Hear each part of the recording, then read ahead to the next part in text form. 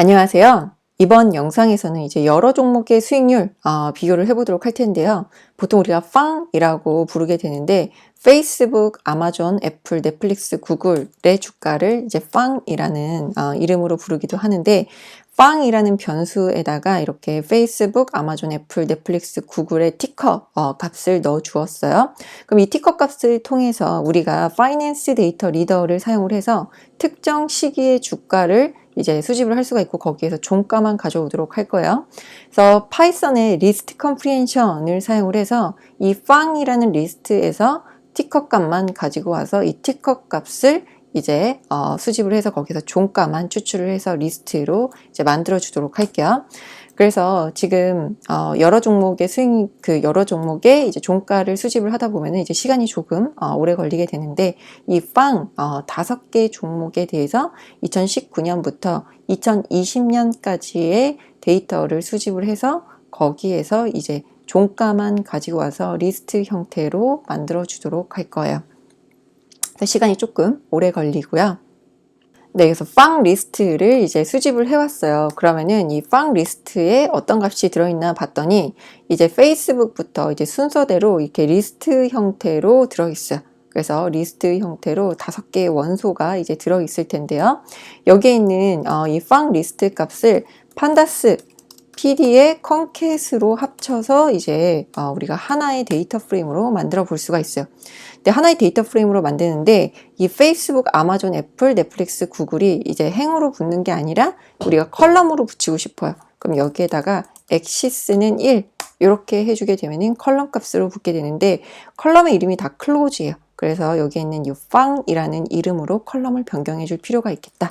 라는 생각이 들어요. 그래서 df-팡이라는 변수에다가 지정을 해서 이제 재사용을 할 거고요. df-팡.columns는 FAANG 라는 이름으로 위에 있는 리스트 값을 넣어 주도록 할게요. 그래서 df-팡.shape 하게 되면은 이제 505개의 그 행과 5개의 컬럼으로 되어 있고요. 그 다음에 df-팡의 헤드로 미리 보기 해보도록 할게요. 그럼 2019년 1월 1일부터의 이제 종가 데이터부터 시작을 해서 이제 2020년 12월 31일까지의 종가 데이터를 잘 가져왔는지 확인을 해보도록 할게요. 2020년 12월 31일까지의 종가 데이터를 잘 수집을 해왔다라고 보여지고요. 이제 일별 수익률 한번 구해보도록 할 텐데요. 일단 df-팡 에 있는 전체 데이터에서 데이터를 나눠주는데 df-팡의 .ioc 하게 되면은 첫 번째 인덱스 값 하게 되면은 2019년 그 1월 2일 데이터를 기준으로 이제 값을 나눠주게 돼요. 그러면은 이 1월 2일 기준으로 다른 날짜에 이제 가격이 상승했는지 하락했는지를 확인을 해볼 수가 있겠죠.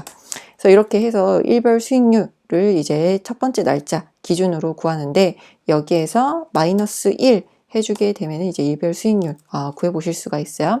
그래서 df 레이쇼 라는 이제 변수에다가 넣어서 이제 재사용을 해보도록 할게요. 그래서 일별 수익률 첫 번째 날짜가 0이 되도록 일별 수익률을 구해 주었고요.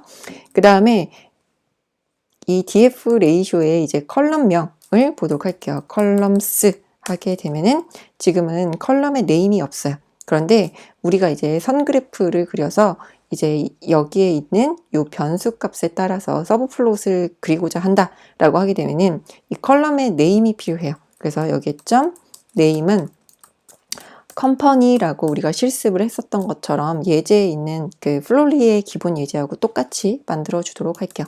그래서 df 레이쇼 컬럼스 하게 되면은 이렇게 컬럼의 네임이 이제 컴퍼니라는 이름으로 생성이 된 거를 볼 수가 있고요.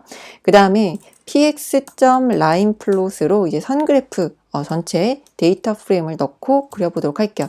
df 레이쇼 하고 그리게 되면은 이제 전체적으로 첫 번째 날을 이제 0을 기준으로 이제 첫 번째 날을 기준으로 이제 올라갔는지 상승했는지 하락했는지에 대한 비율을 구해서 보게 돼요.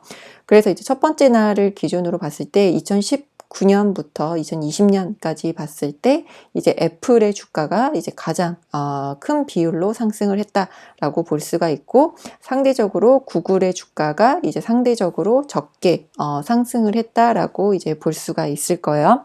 그래서 빵 주가에 대한 이제 일별 수익률을 이제 그래프로 그려봤는데요. 여기에다 이제 타이틀하고도 이제 작성을 해보도록 할게요. FAANG 빵 일별 수익률 하게 되면은 이렇게 한글 폰트도 잘 표현이 되는 것을 확인해 볼 수가 있죠. 그래서 선그래프 이 5개의 종목에 대해서 같이 그렸는데요. 그러면 우리가 예제에서 따라 했었던 것처럼 에어리어 플롯으로 한번 그려보도록 할게요. px.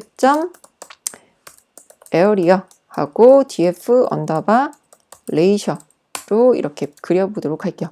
그럼 이제 에어리어 플롯 그리게 되면은 이렇게 5개의 종목을 한 번에 다 표현을 했어요. 그런데 우리가 여기에 있는 수익률 그래프를 이제 에어리어 플롯을 한꺼번에 그려볼 수도 있지만, 우리가 실습을 했었던 것처럼 팩싯 옵션을 사용을 해볼 수가 있어요. 그래서 팩시칼에다가 이 컬럼의 네임을 저희가 컴퍼니라고 지정을 해주었어요. 그래서 컴퍼니라고 그리게 되면은 이렇게 컴퍼니별로 이제 서브 플롯 그리게 되는데, 이제 한 줄에 2개씩만 그리고 싶다. 예제에서 했었던 거랑 똑같이 팩시칼 랩은 지금 0으로 되어 있는데 여기에다가 2개씩 그리게 되면은 이렇게 2개씩 그리게 돼요. 그래서 페이스북, 아마존, 애플, 넷플릭스, 구글 이렇게 서브 플롯으로 에어리어 플롯을 그려봤고요. 그 다음에 막대 그래프도 그려보도록 할게요. 그래서 px. 바 하고 그리는데 df 언더바 레이셔로 그려보도록 할게요. 통째로 놓고 그려보도록 할게요. 그럼 이렇게 한꺼번에 그려지게 돼요. 그래서 역시나 여기에서도 이제 서브 플롯으로 그려보고 싶다 하게 되면은 이제 팩싯 칼에다가 컴퍼니라고 해서 컬럼의 이름을 저희가 컴퍼니라고 지정을 해주었어요. 그래서 컴퍼니라고 그리게 되면 이제 컴퍼니 별로 서브 플롯을 그려주게 되고, 이제 한 줄에 팩시 칼 랩에 이제 2개씩 그리고 싶다 하게 되면은 2개씩 이렇게 막대 그래프를 그려주게 되는데, 색상이 조금 흐릿해서 잘 보이지가 않아요. 그런데 이제 막대 그래프를 그렸더니 이제 기간이 너무 길어요. 그래서 이렇게 기간이 길어서 이제 색상이 잘 보이지 않는데, 이럴 때 이제 이렇게 확대해서 보게 되면은 조금 잘 보이게 되죠. 그 다음에 여기 펜 하게 되면은 이렇게 움직여서 보실 수도 있어요. 그래서 움직여서 보게 되면은 이제 흐릿했던 색깔들이 조금 더 이렇게 자세하게 보여지게 되는데요. 그리고 이제 전체 종목을 다 이렇게 그려보는 게 아니라 한 개의 종목만 이제 그려보고 싶다 하게 되면은 px. 바 하고 그리는데 df 언더바 레이셔에다가 그려주고요.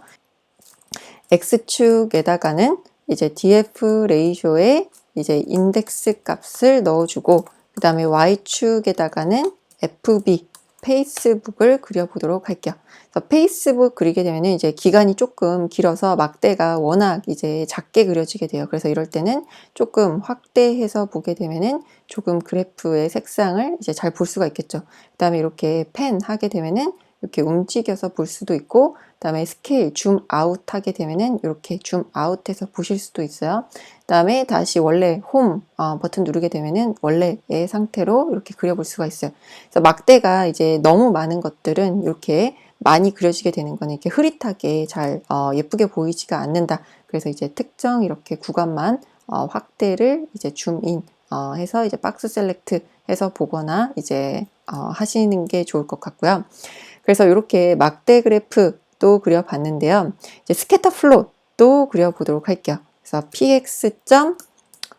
스캐터 플롯으로 이제 그리게 되는데, 여기에서도 이제 옵션 보게 되면 데이터 프레임 x, y 값을 그리게 돼요. 그래서 데이터 프레임은 df 언더바 레이셔 값을 넣어주도록 하고요. 그 다음에 x축에다가는 이제 페이스북 FB를 넣어주고, y축에다가는 AAPL 그래서 애플 주가를 넣어보도록 할게요. 그래서 페이스북 주가가 올라갈 때 이제 애플 주가도 같이 올라가는지 이런 경향을 같이 볼 수가 있겠죠. 그리고 이제 페이스북 대신 구글을 넣어준다 하게 되면은 이제 구글 주가가 이제 상승하면은 이제 애플 주가하고도 이제 요 레이셔 값이 이제 대략적으로 맞는지 이런 것들을 이제 상관관계 같은 것들을 볼 수가 있겠죠.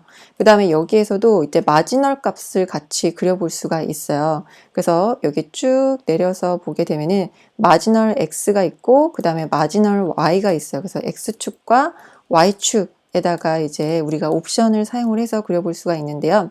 그래서 쭉 해서 도움말 한번 보도록 할게요. 그래서 마지널 x 하게 되면은 박스 플롯, 러그 플롯, 바이올린 플롯, 히스토그램 그려볼 수가 있는데 기본적으로 이제 히스토그램을 이제 그려보도록 할게요. 그래서 마지널 x에다가는 히스토그램 하게 되면은 x축에 이제 히스토그램, 그 다음에 마지널 y축도 그리게 되면은 우리가 C본에서 그리는 조인트 플롯과 같이 그려볼 수가 있어요. 마지널 y를 그려보도록 할게요. y도 히스토그램 그리게 되면은 이렇게 히스토그램이 그려지게 되고, 그리고 이제 다른 그래프 박스나 바이올린을 그리고 싶다 할 때도 박스 하게 되면은 이제 박스 플롯, 그 다음에 한쪽에는 바이올린 플롯 그리고 싶다 하게 되면 이런 식으로 바이올린 플롯을 그리는 방법도 있어요.